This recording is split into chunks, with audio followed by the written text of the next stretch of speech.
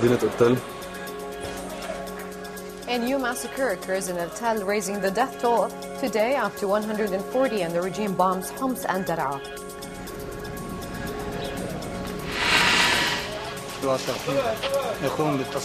The Free Syrian Army controls new areas in Aleppo, and the regime intensifies its military campaigns.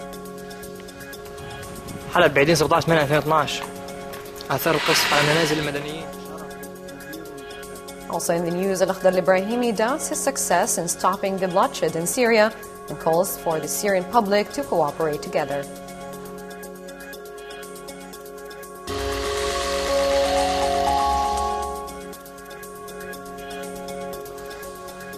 Welcome to Orient TV English News Bulletin. The Syrian Human Rights Network said that 100 were killed in Syria today, mostly in Damascus and its countryside, where the regime forces committed a new massacre in the city of Al-Tal that claimed the lives of about 58 victims. Meanwhile, the shelling renewed from the regime's tanks on Al-Qadam and Al-Asali, and the regime forces and its Shabiha committed a massacre yesterday in Douma, which claimed the lives of 16 victims, while the bombardment continued on several areas in Damascus, including the towns of Al-Qara, Madamiyat al-Sham, Daraya, in addition to Babilla, the Zabadani, and Al-Dmir. الشهيد تحت التعذيب الله أكبر 17/8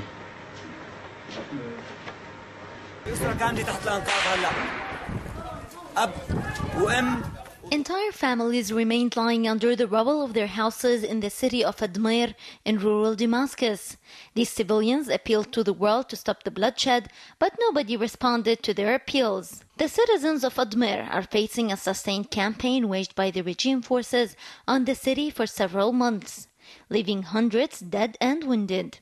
Several areas in Damascus and its suburbs are also witnessing continuous bombing that led to the fall of several victims, dead and wounded, in Harasta, Douma, Aqraba, and the Sayyida Zainab, and in the city of Al-Tal, which is under artillery fire, and the city of Saqba, where several victims were wounded due to the bombing of the regime forces on the commercial market while the people were shopping before Eid al-Fitr.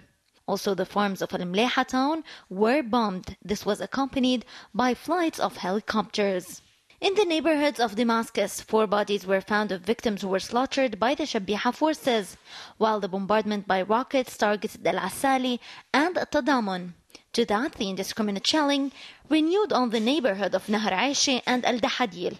Meanwhile, extensive destruction of houses and property was left due to the indiscriminate shelling, while Al-Yarmouk and the Palestinian camp witnessed major displacement movements after the news that the regime forces might storm the southern neighborhoods of Damascus, while cemeteries and mosques are also destroyed due to the bombing, without any consideration for their sacredness.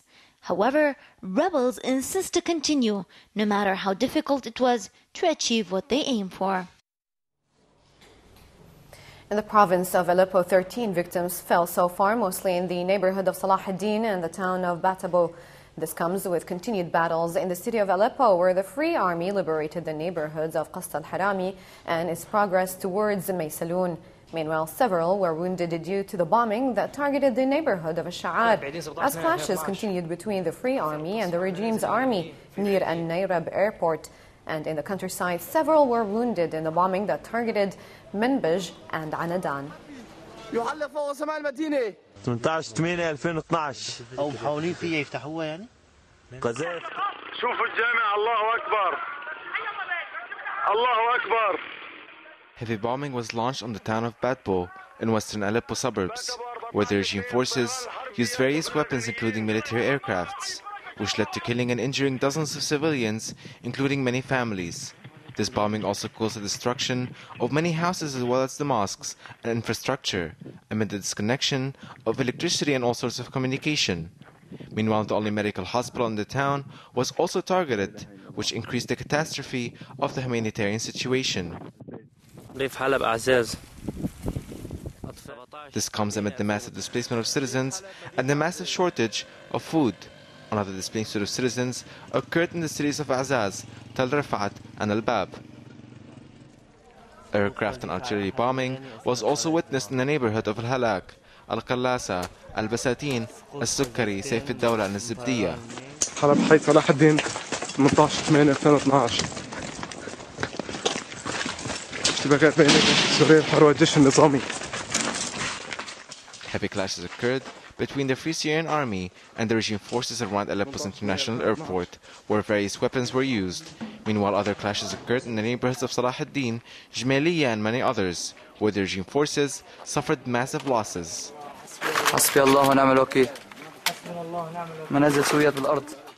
The city of Aleppo is witnessing a catastrophic humanitarian situation, especially with bread and the unusual rise of food prices, in addition to a case of fear amongst citizens amid the spreading of disease and epidemics due to the amount of trash thrown in the city streets.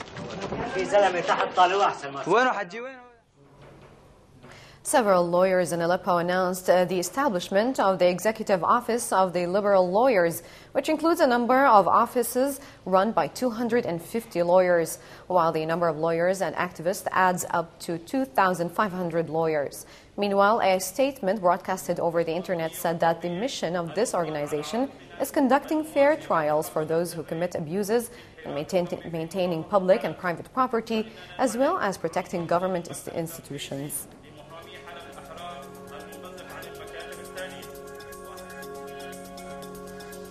Coming up later in the bulletin, Dawood Uglo says that Al-Akhdar Ibrahimi will need the help of the Security Council to succeed in his mission.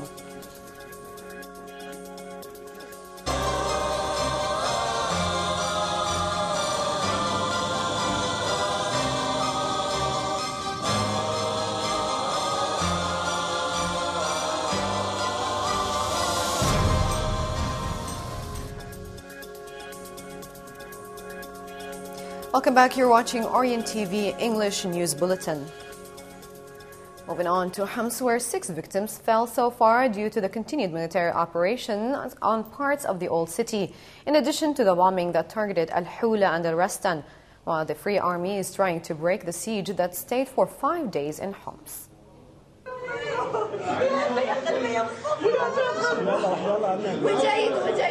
In the town of Al-Hula and Homs, several victims fell dead and wounded due to the continuous bombardment from the regime's artillery and warplanes that are targeting residential neighborhoods where children and women reside.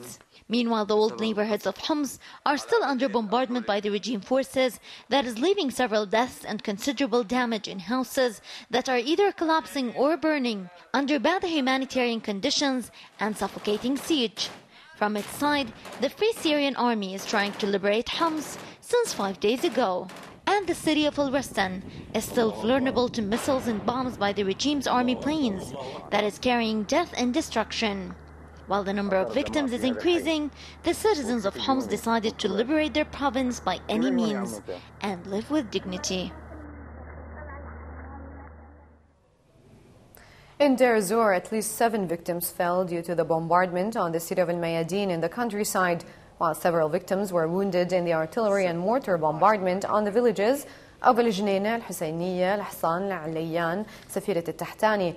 Also, the neighborhoods of the city witnessed bombing from the artillery stationed at the Tala'a camp, which targeted the neighborhoods of Al-Muwaddafin and Al-Aradi, while helicopters bombed the cities of Al-Bukamal and Al-Muhassan.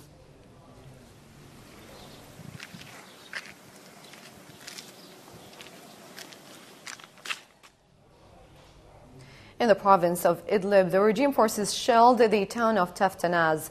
Also, artillery bombardment targeted the cities and towns of Ma'arblit and Kafruma.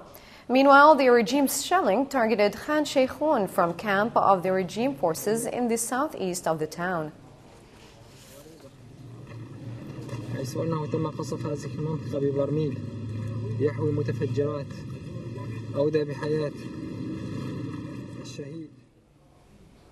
In Hama, the shelling renewed on the town of Harib Nafsa in the suburbs, demolishing several houses, while the regime forces fired randomly from security barriers on residential houses in the town of Mardis. Meanwhile, the regime's warplanes hovered over the city, while several people took to the streets in demonstrations in several neighborhoods in Aleppo, demanding freedom and the overthrow of the regime.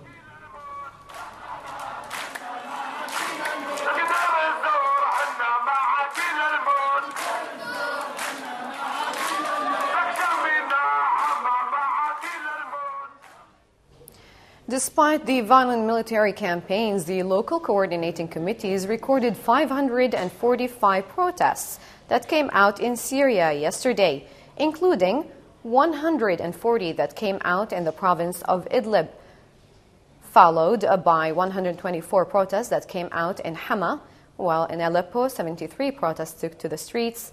Meanwhile, in Dar'a, 52 protests were recorded, in addition to 39 that came out in Homs. Furthermore, in Deir ez-Zor, 37 demonstrations were recorded, followed by 28 in Damascus suburbs, 19 protests in Damascus. And moreover, the committee recorded 13 protests that came out in Latakia, 11 in Al-Hasaka, 5 in Tartus, in addition to 3 that came out in Al-Raqqa and 1 in Al-Qunaytira. Many citizens were killed in Dar'a today, and the coordinating committees of Hawran warned that the regime might commit another massacre in Al-Hirak after announcing it a military area. Meanwhile, Dar'a al-Balad witnessed clashes between the Free Syrian Army and the regime forces. Furthermore, in Dar'a suburbs, the regime forces used mortar shells and artillery in bombing the towns of Al-Karak, Khirbat Ghazali, and many others.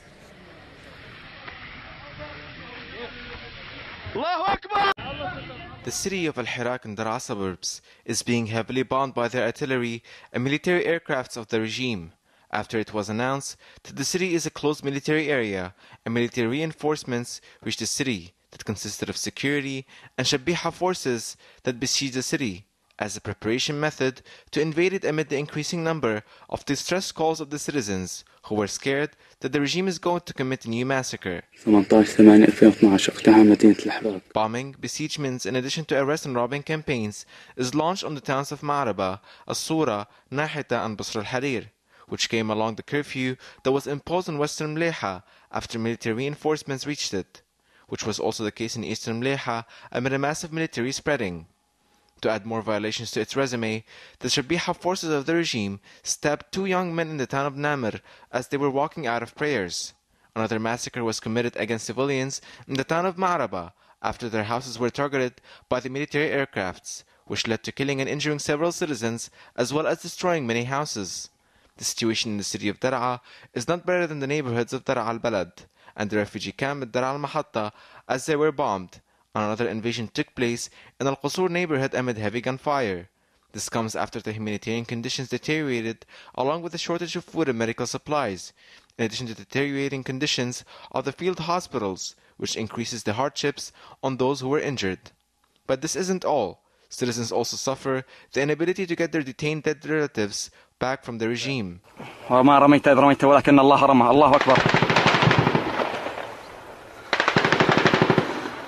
Fierce retaliation by the Free Syrian Army was witnessed while they were defending the towns and blocking the regime forces from carrying out any invasions, where the battles ended with the regime retreating and losing many of its troops, which also happened in the city of Dar'a and Sheikh al-Miskin. Coming up in the bulletin, Davud Uglo says that Al-Akhdar al-Ibrahimi will need the help of the Security Council to succeed in his mission.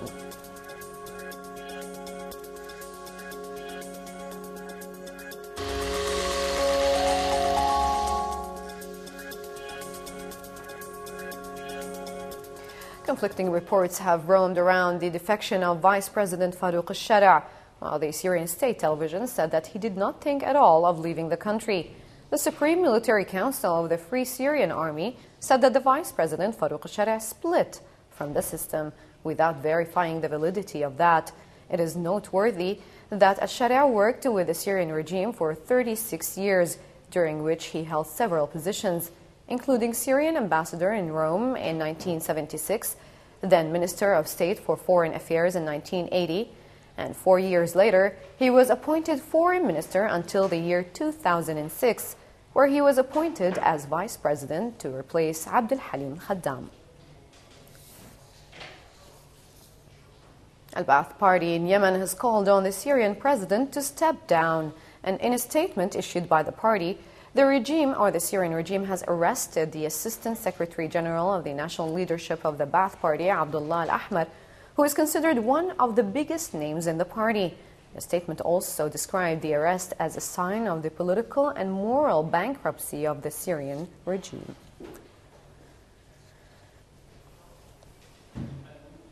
Algerian diplomat Al-Akhdar Al-Ibrahimi has agreed to replace Kofi Annan as a UN envoy to Syria. Ibrahimi said that he is going to do all he can to put an end to the bloodshed, although he has doubts in the success of his mission. He also expressed his hope for Syrians to cooperate and for the world community to support him, repeating what Annan said when he demanded a unified front in the Security Council to put pressure on the Syrian regime. بالنسبة لأخضر الإبراهيمي أو غير أخضر الإبراهيمي نفس الشيء عن عنان.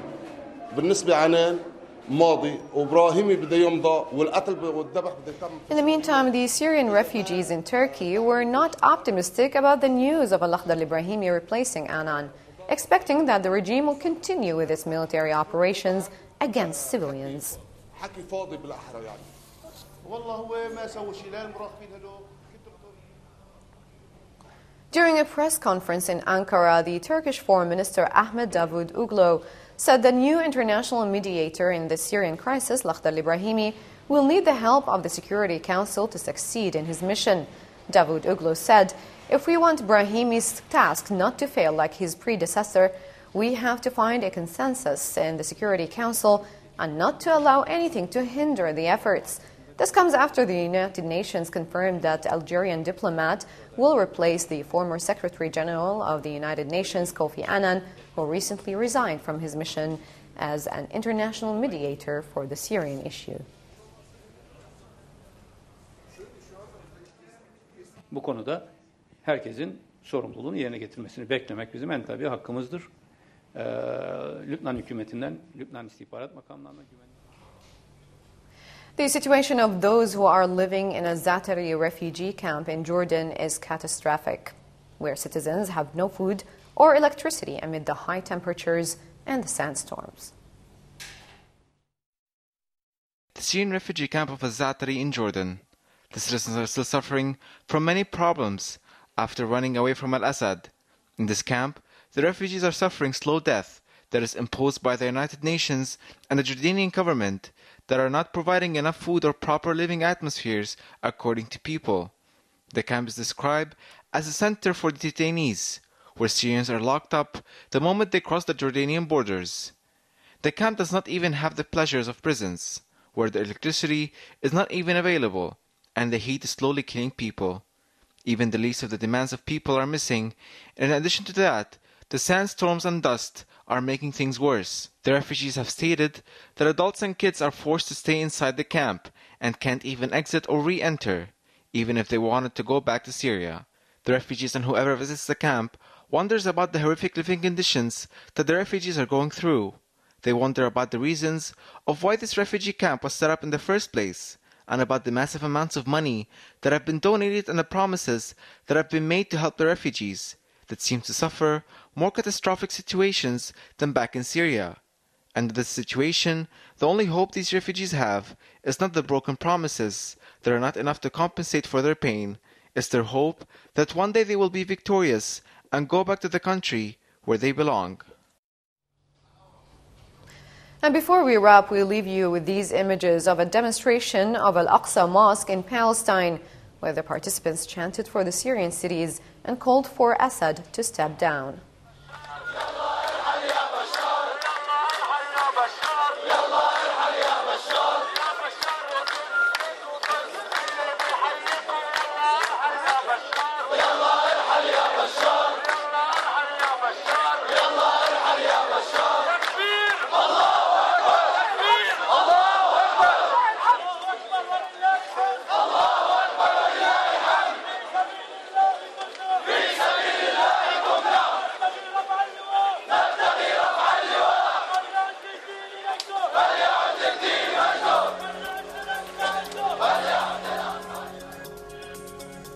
And here's a reminder of tonight's main headlines. A new massacre occurs in Al-Tal, raising the death toll today up to 140, and the regime bombs Homs and Daraa.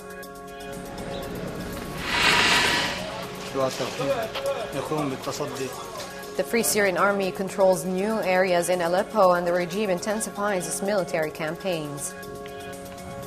حلب بعيدين 17/8/2012 آثار القصف على منازل المدنيين. And Lakhdar al-Ibrahimi doubts his success in stopping the bloodshed in Syria and calls the Syrian public to cooperate together. With this, we end our news bulletin from Orient TV. For more updates about the Syrian revolution, please visit our Facebook page. Thank you for watching.